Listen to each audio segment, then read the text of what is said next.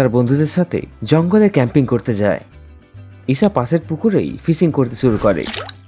সবাই জঙ্গলে খুবই এনজয় করছিল, কিন্তু তখনই হঠাৎ সবাই খুব ভয় পেয়ে যায়।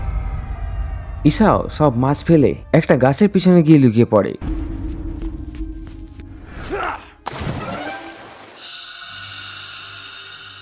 কোথায় গেল সবাই? সব ভূতেরা বিভিন্ন রকমের ভয়ানক আওয়াজ বার করতে শুরু করে। গোলুর তো ঘাম ছুটে যায়। ঈশা সবচেয়ে ভালো বন্ধু আদার্স জস দ্য ঘোস্ট হান্টারকে তখনই ফোন করে দেয়।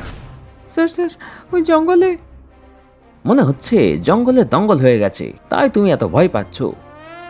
তারপর আদার্স সবকিছু ঘটনা খুলে বলে। আচ্ছা, তো এই ব্যাপার, তুমি ওখানেই দাঁড়াও, আমি এখনই আসছি।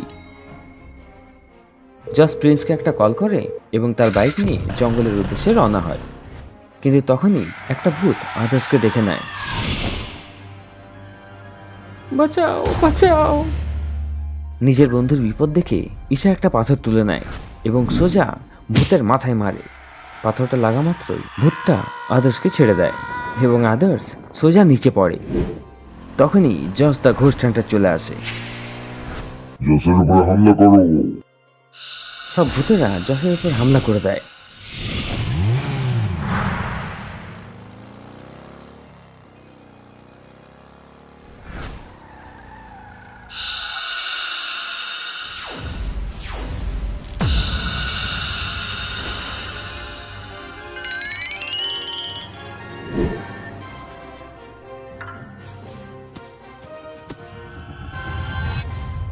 যখন ঈশা ওই তাবিজটাকে টাচ করে, তাবিজটা চকচক করতে শুরু করে।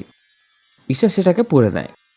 একটা ভূত ঈশার উপরে অ্যাটাক করতে যাচ্ছিল, কিন্তু তার সামনে থেকে ঈশা গায়েব হয়ে যায়। এটা দেখে ভূতটা নিজেই ভয় পেয়ে যায়। ভূত ভূত ভূত! জস এটা দেখে নেয় এবং জোরে জোরে হাসতে শুরু করে। অর্থাৎ এই মেয়েটা ঘোস্ট হান্টার। এটা দেখে জস খুব খুশি হয়ে যায়, কারণ সে পঞ্চম ঘোস্ট হান্টারকে পেয়ে গেছিল। কিন্তু তখনই প্রিন্স সেখানে চলে আসে। প্রিন্স বিমানে পড়েছিল এবং সে লাইটের স্পিডে উঠছিল।